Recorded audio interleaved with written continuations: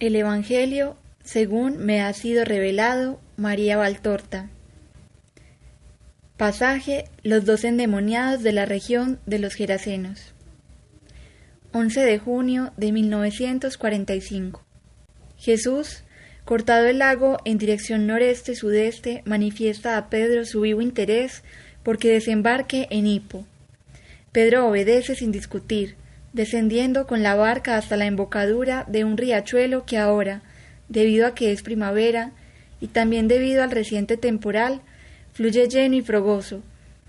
Desemboca este curso de agua en el lago, por una hoz escabrosa y llena de escollos, como es toda la costa en este punto. Los mozos aseguran las barcas, hay uno por cada barca, y reciben la orden de esperar hasta la tarde para volver a Cafarnaúm. Y aseos los despistados con quien os pregunte, aconseja Pedro. A quien os pregunte dónde está el maestro, respondedle sin vacilar, no lo sé. A quien quiera saber hacia dónde se dirige, lo mismo. Además, es verdad, no lo sabéis. Se separan. Jesús emprende la ascensión de un escarpado sendero que trepa por el cantil casi a pico. Los apóstoles le siguen por la penosa senda hasta la cima del cantil, que muere en un rellano poblado de encinas bajo las cuales pacen muchos cerdos. Esos fétidos animales no nos dejan pasar, exclama Bartolomé. No nos obstaculizan el paso, hay espacio para todos, responde con serenidad Jesús. Por su parte, los porquerizos, viendo a israelitas, tratan de reunir a los cerdos bajo las encinas para dejar libre el sendero. Los apóstoles pasan, haciendo 1000 muecas de desagrado entre las porquerías que van dejando estos animales, que osan bien pingües, buscando siempre aumento de pingüosidad. Jesús pasa sin hacer tanto teatro, y dice a los encargados de la piara, que Dios os pague vuestra amabilidad. Los porquerizos, gente pobre y solo poco menos sucia que sus cerdos, aunque, eso sí, infinitamente más delgados, perplejos y se ponen a cuchichear entre sí. Uno dice, a lo mejor no es israelita, a lo cual los otros contestan, ¿no ves las franjas de la túnica? El grupo apostólico se une, ahora que pueden continuar el camino juntos por una vereda bastante ancha. El panorama es precioso.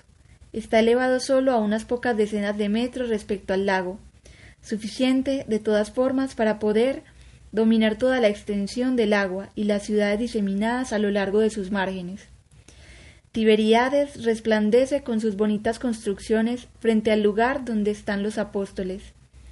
Abajo, al pie del cantil balsático, la breve playa parece un cojín hebroso, mientras que en la orilla opuesta, desde Tiberíades hasta la entrada del Jordán, se ve una llanura más bien vasta y pantanosa debido a las aguas del río, que dan la impresión de encontrar dificultad para reanudar su curso después de la pausa en el sereno lago, pero tan abundante en todo tipo de hierbas y matas propia de los lugares ricos en agua, y tan poblada de aves acuáticas de irisados colores como veteadas de gemas, que se contempla ese lugar cual si se tratase de un jardín.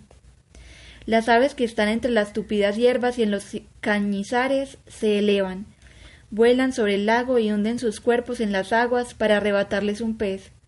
Se elevan de nuevo, más esplendorosas aún, por el agua que ha reavivado los colores de sus plumas, y regresan hacia la florida llanura donde el viento juguetea revolviendo los colores. Aquí es distinto.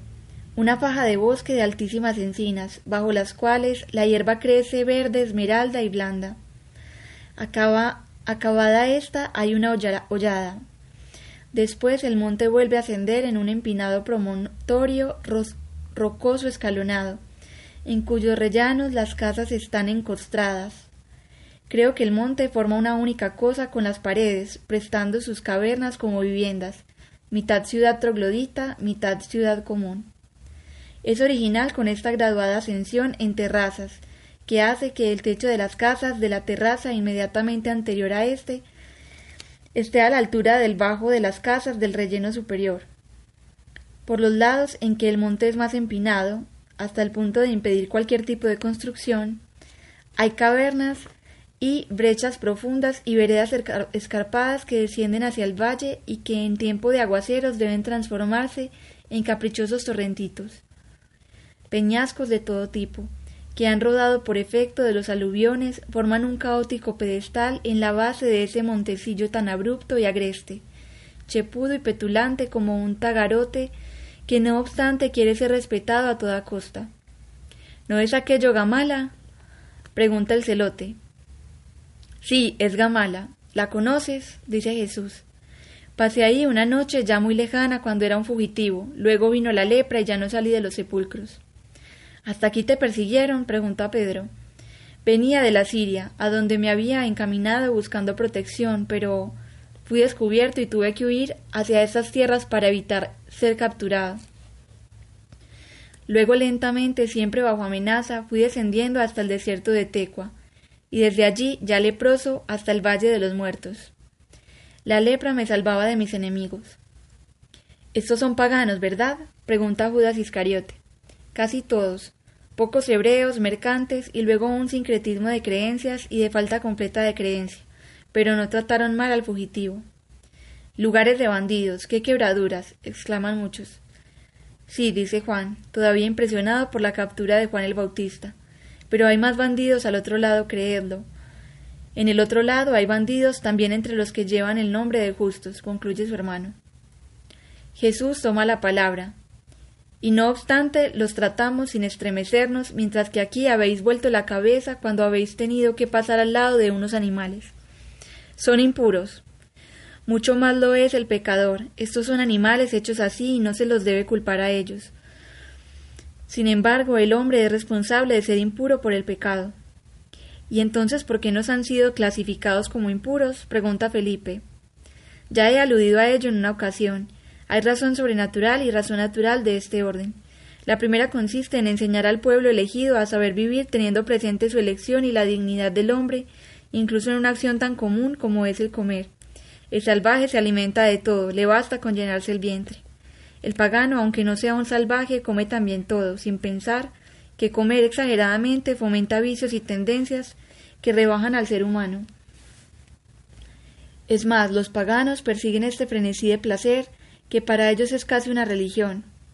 Los más instruidos entre vosotros tienen noticia de fiestas obscenas en honor de sus dioses, que degeneran en una orgía de libidine.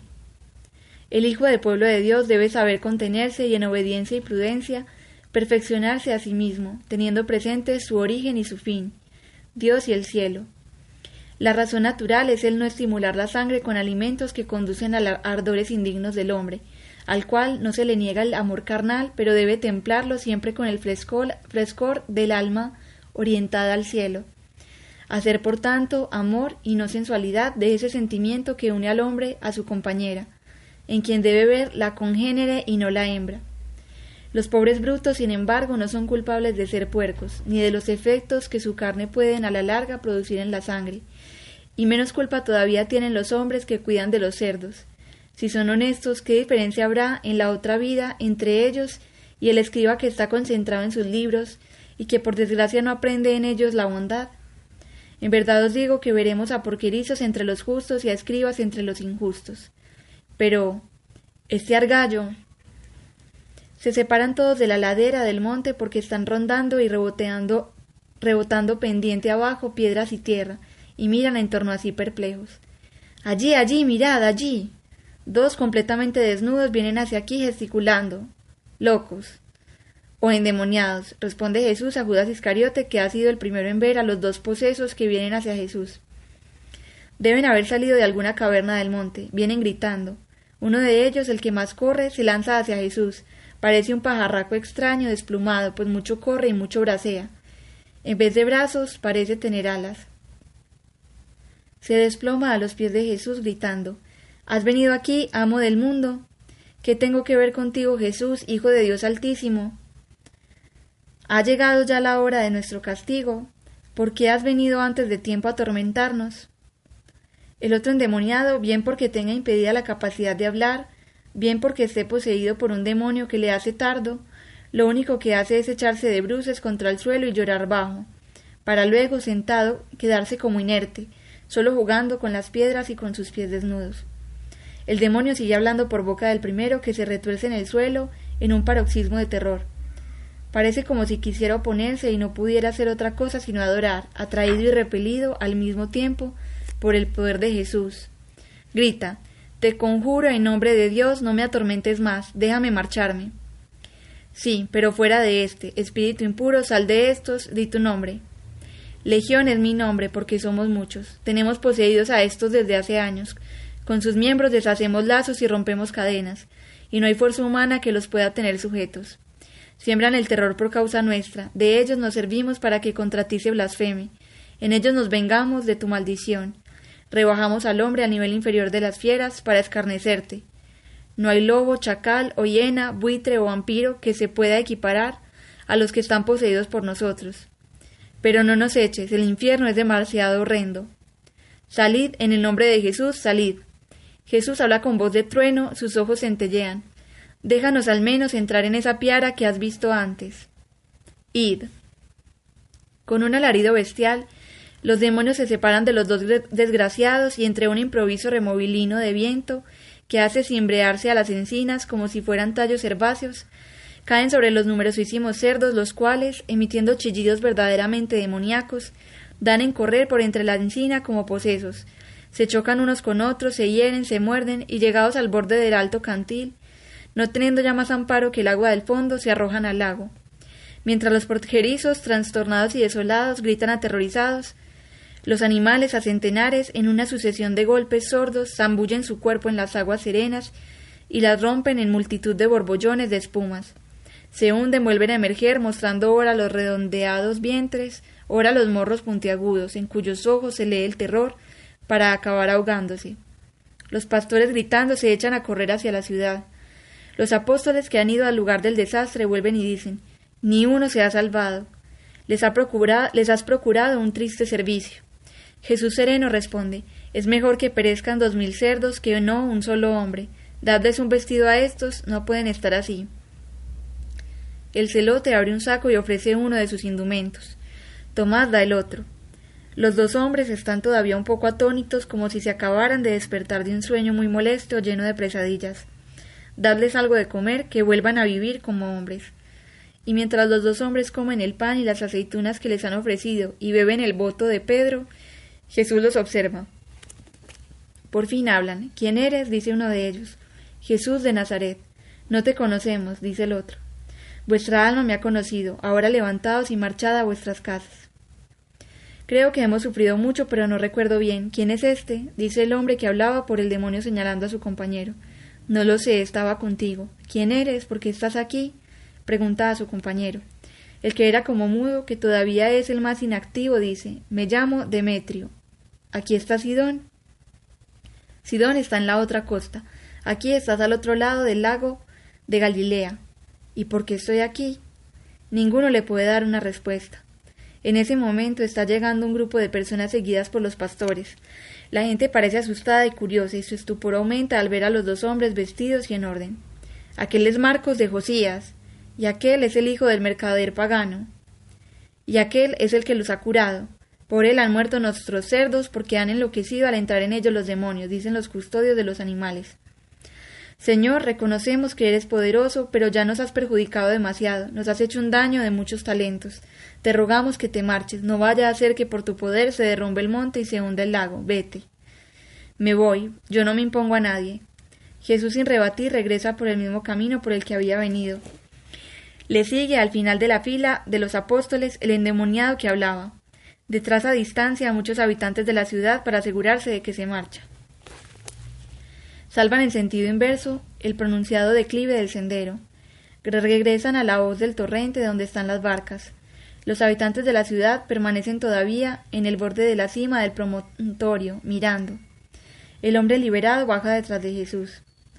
Los mozos de las barcas están aterrados, han visto la lluvia de cerdos en el lago y todavía contemplan los cuerpos que emergen, cada vez más y cada vez más hinchados, con las redondeadas panzas al aire y las cortas patitas tiesas, como 4 estacas clavadas en una voluminosa vejiga cebosa. «¿Pero qué ha pasado?», preguntan. «Ya os lo contaremos. Ahora soltad y vamos». «¿A dónde, Señor?», dice Pedro. «Al golfo de Tariquea». El hombre que los ha seguido, viéndolos subir a las barcas, suplica: «Tómame contigo, Señor». No, ve a tu casa, los tuyos tienen derecho a tenerte, háblales de las grandes cosas que te ha hecho el Señor y de cómo ha tenido piedad de ti. Esta zona tiene necesidad de creer, enciende la llama de la fe en señal de agradecimiento al Señor. Ve, adiós. Dame al menos la fuerza de tu bendición para que el demonio no se vuelva a apoderar de mí. No temas, si tú no quieres no vendrá, de todas formas te bendigo, vete en paz. Las barcas se separan de la orilla en dirección este-oeste. Solo entonces, cuando aquella ascienden las olas sembradas de víctimas porcinas, los habitantes de la ciudad que no ha recibido al Señor se retiran del borde de la cima y se marchan. Aquí detrás está la figura del lugar. Relato concluido.